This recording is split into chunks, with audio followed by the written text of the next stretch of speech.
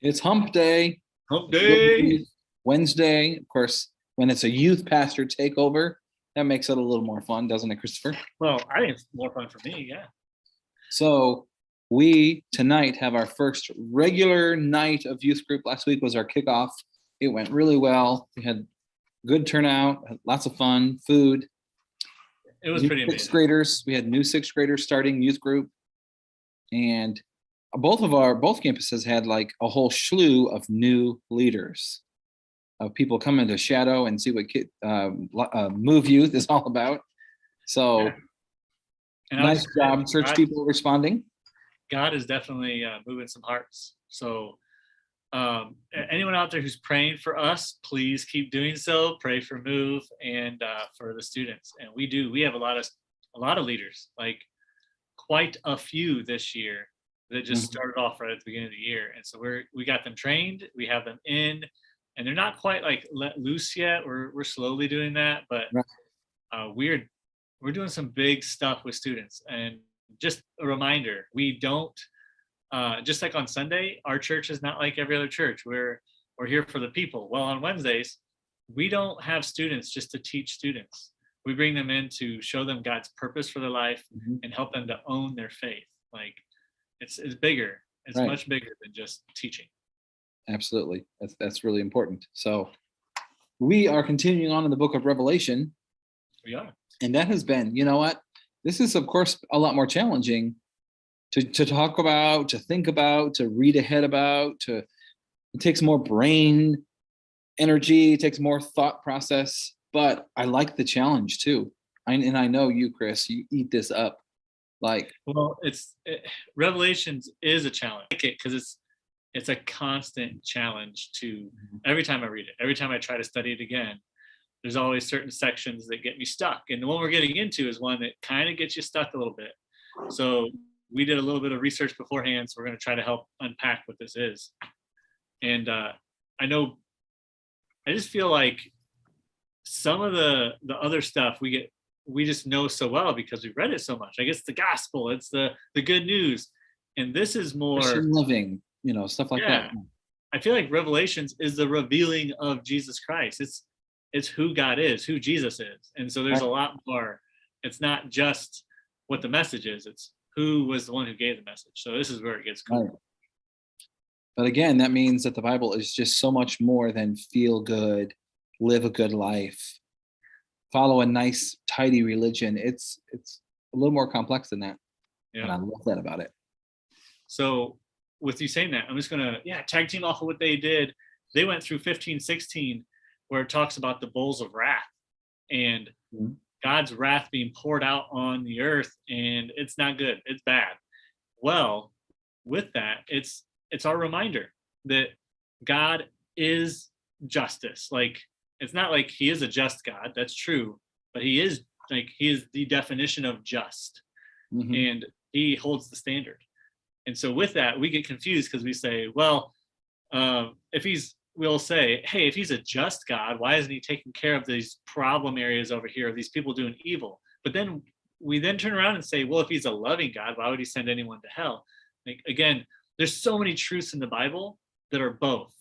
And so when some people start arguing over this is true, no, this is true, like, wait, I think both are true. We're just so small that we don't see it. And that's one where God is just, and he's bringing the wrath now finally. Took forever. He was slow. And then he brought it. And now we also see the love all along the way. And now this part, I think, changes gears a little bit. You use the word slow, but that is our perception. He's slow compared to us. You are accurate that by our assessment, he is slow, that he has taken his time. But time is a human concept. Yeah, God created time. He is outside of it. So the book of Revelation also serves to answer the question where some people say, well, why is the God of the Old Testament different than the God of the New Testament? It's not. He's not. So there you go. Shall we start reading Revelation? I want to, but you just you said so many things. I want to talk more. Okay. I'm not going to get on that pedestal today. We're going to jump into 17. Right. We're going to try to read this chapter. Now, we got to put our spiritual hats on here. we can get caught up in looking into all the theories and all the craziness and try to see where's this, who's this, what's that. Put our spiritual hats on and see it for what it is compared to the Old Testament. So I think that's where we'll have a better understanding today in 17. So go for it, Levi. Here it is, Revelation 17, New Living Translation from the YouVersion Bible app, I might add. The Great Prostitute. Okay, there's your cue. If you have kids listening in the background right now, it starts off with the Great Prostitute. We're going to talk about that. So yeah, just there's your warning. One of the 7 angels who had poured out the 7 bowls came over and spoke to me. Come with me, he said, and I will show you the judgment that is going to come on the great prostitute who rules over many waters. The kings of the world have committed adultery with her, and the people who belong to this world have been made drunk by the wine of her immorality. So the angel took me in the spirit into the wilderness. There I saw a woman sitting on a scarlet beast that had 7 heads and 10 horns, and blasphemies against God were written all over it. The woman wore purple and scarlet clothing and beautiful jewelry made of gold and precious gems and pearls. In her hand she held a gold goblet full of obscenities and the impurities of her immorality. A mysterious name was written on her forehead: Babylon the Great, mother of all prostitutes and obscenities in the world. I could see that she was drunk with the blood of God's holy people who were witnesses for Jesus. I stared at her in complete amazement. All right, let's stop there. Let's do a bow. That was only 6 verses. I know, but can you imagine seeing that? Like my brain is like, I'm very visual. I mean, I'm visual in my head. Like I'm picturing all this. So of course, I like to always look up the art. This is, thousands years old art. Yeah. Of some artists that depicted exactly what we just read in 6 verses. Tried to. Yeah. Right. I didn't think that comes close to what was actually seen. It was See, probably quite a sight. That was art from a certain area. But yeah. Now, if we remember, this beast with these heads, that is the Antichrist. Mm-hmm. That means the Antichrist is a man that everyone's going to worship. So when that's why I say spiritual hats, because it's not really a dragon walking around. There's a person who's going to unite the whole world, who's going to be, but the dragon represents it and is representative of the power that's behind the Antichrist and all that. Mm-hmm. And what's riding the dragon is this woman. And I just wanted to talk about the Old Testament. We have to pull that in. Levi made a comment before we jumped on here. It's very true. Who's Babylon? What's Babylon's been gone for how long? It doesn't exist. No, it's not the city. Empire, yeah. Mm-hmm. Right? Is it still a city? No, I'm saying, so we know it's not the city of Babylon that we're talking about. Yeah, it's everything that Babylon represents. Exactly. And so, what does Babylon represent? In my research, really, Babylon, especially in the Old Testament, you see it's like Israel and Jerusalem against Babylon. Like there were like 2 very different places, very different stories. Mm-hmm. Babylon was everything wretched. It was everything against God. If you could go against God, they figured out ways to do it. And then a lot of religions later on, Rome, Greece, a lot of these big religions gods that people still study, Greek mythology, they stole from Babylon. And some of our Christian things that we do was actually things stolen from Babylon that we then twisted to be Christian. Now, some people want to argue whether we should do them or not. We're not going to have that debate today. There are some things, especially around Christmas and Easter, that we do that we steal for Christ. I think it's okay we steal things for Christ. I'm okay with it. Well, not to branch off there, but the heart behind some of that was, let's redeem it. Let's hijack it. Let's take it back over and let it stand for something similar. Other people say, no, the symbolism is still there.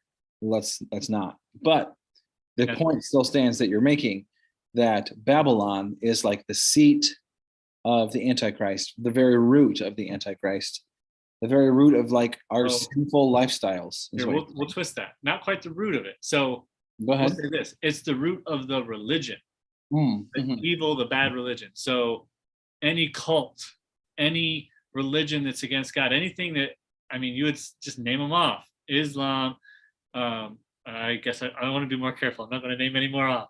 But at the root of them, you would find Babylon roots. And that's what this is. And so Babylon is actually the religious side. And you see how it's riding the Antichrist. So the power, the Antichrist, the dragon, the root of the Antichrist is the devil, right? That's the power. That's where it's coming from. The woman is the prostitute, which is also the Old Testament. Whenever you tried to worship in a religion that was for the benefits, you're prostituting. So we worship God because of who he is. And then God said through his prophets many times over, you're prostituting Israel, or it'd say you're going to the prostitute Israel. You are not doing the right thing. Like, stick with the person who God is. Like, who God is who we worship. We don't do it for the many things that I've even heard Christians try to do. Yeah, what am I going to get out of this? Like, that wrong question. We can't ask that question. This is, if God is who he is, what should we do in light of that? Well, more of the symbolism of a prostitute. A prostitute takes what is good and sacred and given by God and destroys it and defiles it and does it in a way that takes away the honor of it. And I think we don't need to, I mean, yeah, we're talking about sex. Okay. That's what it is. And so a prostitute takes what is good, twists it, and ruins it. Yeah. So that's what a lot of the symbolism here. That's good. That's really good. So and that's why they use the prostitute, because that's something that everyone knows across the board. Mm-hmm. And that the person who's prostituting, you don't ever say good stuff about them. Like, they clearly don't care about their body or don't care about that thing, and they don't hold it at the standard it should be. And it's all about just for care about that thing. What the thing. The thing. So prostituting when it comes to religion is very similar. Don't really care about the religion, just using it. And we've seen that. We've seen religion using its power or its authority to do bad things, just to do for greed, or for, again, what can you get out of it? What can you make people do? And a lot of times, we actually said this, I think you and I said this in the last Wednesday one, was the leader, bad world leaders usually try to partner up with the religious leaders, because they know if they can get the religion to move in the right way, they'll actually get a lot of people there too. So they try to partner, and that's what happens here. So, all right. So, with that being said, I think we explained most of the chapter. So maybe we can read the rest of it and then kind of touch on it again. Touch on what else is said. So people were. There was another thing that had pointed out that all the kings of the world have prostituted with her. So it's something that is common among all history. Well, and even in the end of times, this, like I said, there's a lot of talk through different books and different prophecies. That's going to be one world religion. They all come together to worship the beast, to worship Antichrist. They all, like, it's one world religion. So you're right. In the past, a lot of them in the past have drunk out of this. And then here at the end of times, they're all going to drink of it. So let's jump to verse 7 here. Yeah. Revelation 17:7. Why are you so amazed? The angel asked. I will tell you the mystery of this woman and of the beast with 7 heads and 10 horns on which she sits. The beast you saw was once alive, but isn't now. And yet he will soon come up out of the bottomless pit and go to eternal destruction. And the people who belong to this world, whose names were not written in the book of life before the world was made, will be amazed at the reappearance of this beast who died. This calls for a mind with understanding. The 7 heads of the beast represent the 7 hills where the woman rules. They also represent 7 kings, 5 kings who have already fallen. The 6th now reigns, and the 7th is yet to come. But his reign will be brief. The scarlet beast that was, but no longer is, is the 8th king. He is like the other 7, and he too is headed for destruction. The 10 horns of the beast are 10 kings who have not yet risen to power. They will be appointed to their kingdoms for one brief moment to reign with the beast. They will all agree to give him their power and authority, Together they will go to war against the Lamb, capital L, Lamb, Jesus. But the Lamb will defeat them because he is Lord of all lords and King of all kings. And his called and chosen faithful ones will be with him. Woo! Does that mean we're going to get to see all this? The waters where the prostitute is ruling represent masses of people of every nation and language. The scarlet beast and his 10 horns all hate the prostitute. Plot twist, they will strip her naked, eat her flesh, and burn her remains with fire. Woo. For God has put a plan into their minds, a plan that will carry out his purposes. They will agree to give their authority to the scarlet beast, and so the words of God will be fulfilled. And this woman you saw in your vision represents the great city that rules over the kings of the world. Mm-hmm. So this is all spiritual. Remember, it's not a real city. It's not a real thing. It's all spiritual. It's not actually seen. But it does say something interesting. It says it once was, and then wasn't, and then will be again. There's all kinds of rumors and stuff because it sounds like the Antichrist comes out of Europe. And so there's a lot of belief that maybe this is Rome comes back. So maybe Rome comes back to power because technically Rome never really fell. It just kind of like stopped. We still have the city of Rome that is, Yeah. And as it's almost like as their influence went out, they just started saying, okay, well, you rule that area, I'll rule this area. And Rome didn't technically like fall like a lot of the others. Like, Babylon fell, Assyria fell. Right. Mm-hmm. No, this didn't happen. Persia fell. But so that's what I'm saying. One of the rumors and one of the things you can like dive deep into and try to figure out. Fun and all, but remember to keep the main thing. Don't get caught up in debates. And when people get upset about this, we need to go fast forward. The next couple chapters, we're really going to see, like what you just mentioned, like, are we going to see the Lamb conquer this beast? Are we going to be there? Because it says we're going to follow in behind, right? And we're going to get in the end where it says Jesus does come back and we're riding behind him and Jesus does all the work. We don't do anything. So with that, we need to, if I debate with somebody, like I disagree with you on when the rapture happens, hey, we'll be raptured up together and we'll figure out who's right. Okay. Like it's all good. That's what it really boils down to is we'll find out. We're not arguing about whether Jesus Christ is Lord or if God is eternal or if we should honor these certain commandments. Jesus said, live this way, don't live this way. That's what I'm going to hold tight to. That's what I'm willing to hold my ground on. Yeah. And actually, I think that's what this chapter to me is saying is like, it's pointing out this Babylon, the prostitute, this honestly, I'm pretty sure it's the religious side. I might be a little wrong here, but if Babylon is representation of this religion, then this is the judgment against that religion. So the religion of the world, any religion, honestly, that's going against God, that is not for God, but again, for what we can get out of it. This final judgment is God's actually going to turn the beast, is going to turn all the leaders against those nasty religions. So right. I am going to throw this out there. Sounds like a civil war almost. Right. There are some people that I've heard say they think the Pope is corrupt, or they think these other world religious leaders are corrupt. Hey, in the end, if they are, they will be right there with the leadership thinking they're fine, and the leadership will all turn on them.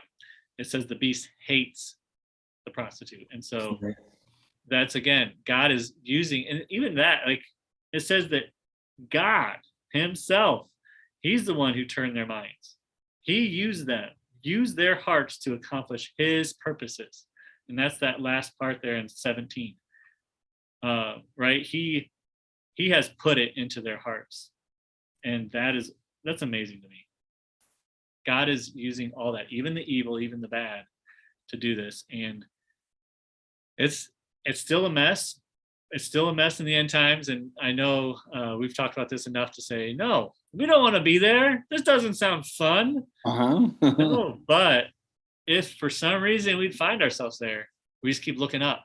And what you said. We're worshiping God for who he is. He says to do this stuff. We're going to do it. Why? Because we know God is good and just Worthy. and loving. And Yeah. he has proven himself to me over and over. So I am, without a doubt, going to just trust him. And he's going to work it all out in the end. So if there's any, I'm again not here to, let's figure out when the tribulation will come or mid-trib and all that kind of stuff we talked about before. But this is kind of interesting that it says that when this beast that seems like it was dead comes back to life, it says those who were not written in the book of life will be amazed at the reappearance of this beast who had died. Does that mean that they're the only ones here to see that? Because then a few verses down later, it's mentioned that the faithful ones will be with the Lamb. Well, why are you mentioning that the faithful ones are with the Lamb unless they were not already otherwise accounted for? So But then the debate goes farther when it says that he wages war against the Lamb and those who belong to the Lamb. And so that's where the debate just keeps going. And I don't think we're meant to know for sure. I think you're right. And I think God wants don't let this be a hill you die on. You know what I'm saying? Yeah. I will say that the spot I kind of landed on was that most of the tribulation was for Israel, to bring Israel back to God. Because right now Israel's full of a lot of people doing the Jewish thing, Jewish religion, but they kind of don't like God. They're asking, where were you, God, during the Holocaust? There's a lot of Jews who aren't happy with God, and some say they just don't even, I only say some. There's quite a few who say they don't even believe in God, but they keep doing Jewish things. And so there's a pretty strong belief that the tribulation is for them. But again, not down on that hill. Do you have anything else to finish up with before we pray out? I don't think so, because I mean, that's a can of worms that I think we picked the worms off the top, and we covered Revelation 17 pretty well, I thought. Yeah, and I love that part there where I just it keeps repeating in my brain. We worship God because of who he is. And so I just want to leave with that. That's what I want to take with me today. That's really good. Looking for who God is. That's why we're in Revelations. Who is God? And let's worship that, not whatever we want to imagine in our head. Let's keep finding out who this the person of God is. It's weird to say person, but yeah, who the person of God is. That's really what it is. So you know, the semantics in the English language, but for this purpose, there's personhood and there's humanity. Humans are people, and so sometimes we say the personhood of God. You know, well, we're not talking. You're not always a human when we say the person. You know. Yeah. But I think that was pretty good. I think we landed on at least landed on a note. How's that? On a note. So hey, 18 tomorrow. We're almost there. To honestly, What was there? 22 altogether. I would say many Christians would say their favorite part of the Bible will be pretty soon. Those last couple chapters where we see what is forever with Jesus look like. So that's gonna be cool. Yep. All right. Why don't you pray us out, Chris? Oh, Father, here we go. Help us, Lord, help us today to see you for who you are. Show yourself when we come to our quiet place to meet with you. Let us hear your voice. And Lord, I ask that you'll help us to never forget those moments that you have spent with us so that we don't fall away, because the world is calling us away from you. It's always trying to get us away. And today, Lord, I just want to worship you. I just want to spend time with you today. And I ask that you will help me to just see maybe a small thing you want me to do for you in the middle of whatever I'm doing. And I ask for everybody who listened to 714 today that they'll also have those eyes open, ready for you to just guide them into the works and the steps that you have, because you have good plans for us to help others and to just help your kingdom move forward. Lord, here we go. Thank you for all that you've given us. Amen. Amen. All right. Make sure you jump on 714 tomorrow. I know. I don't even know if we went over time. I didn't keep track. So, hey, one last thing. Prayer, 21 days of prayer. That's still going. If you haven't jumped in, jump in now. I've been doing it, and it's been a good one. I'm enjoying these devotionals and stuff. So Right there. there you go. Yes. All right. So happy Wednesday. See you guys later.